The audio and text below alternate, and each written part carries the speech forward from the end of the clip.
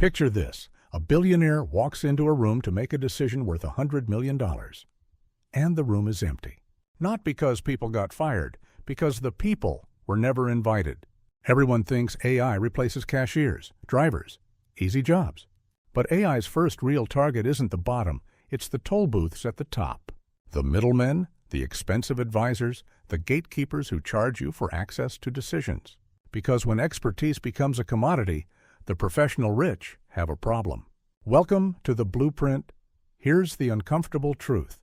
I won't just take jobs, it will erase entire layers of the economy that were built on being in the middle.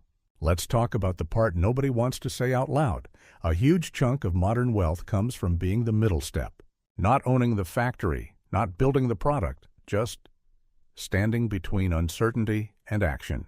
Think about high-end consulting. Companies pay 6-7 figures for a team to interview, research, and deliver a deck.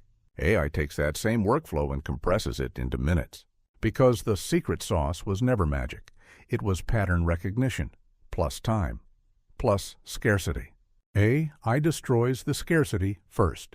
It makes high-level knowledge cheap, fast, and endlessly available. This is the democratization of expertise. And it's not motivational, it's economic warfare. 10 years ago, a small company couldn't afford elite advice. Now they can rent good enough expertise for the price of lunch. And when good enough becomes instant, premium fees start to look like a scam.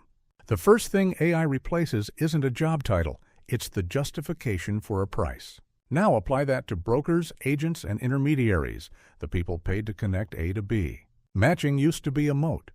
I know the right people. AI turns that into a search function. It doesn't just find options, it ranks them, predicts outcomes, and drafts the messages that close the deal. If coordination becomes cheap, the middleman's tax collapses. That's the whole game. And then we get to the most protected middle layer of all, capital allocation. The people who decide where money goes don't just earn wealth, they direct it. But here's the twist. Finance has been machine-shaped for years. AI isn't entering the room. It's upgrading the entire building. With AI, due diligence becomes a computation. Risk becomes a model. Strategy becomes a simulation. The job isn't just picking winners, it's processing information faster than anyone else. That's what AI is, a decision engine. And decision engines don't need prestige. They need data. When AI can deliver good enough allocation at near zero cost, the old fees start to bleed. Quietly, then all at once. This is the real replacement. AI doesn't just automate workers, it removes layers. Whole categories of high-status work were basically information logistics. Coordinating, advising, packaging decisions. AI turns information logistics into software. And software doesn't negotiate salaries, it doesn't demand equity, it doesn't sleep. So one person with AI can do what used to take a team. A small firm can do what used to require a giant. Which means the next wealth hierarchy won't reward the best talkers. It rewards whoever owns the rails AI runs on. The middlemen get squeezed, and the winners become the owners of infrastructure, data, compute, audience, platforms. AI won't replace the rich by making everyone equal.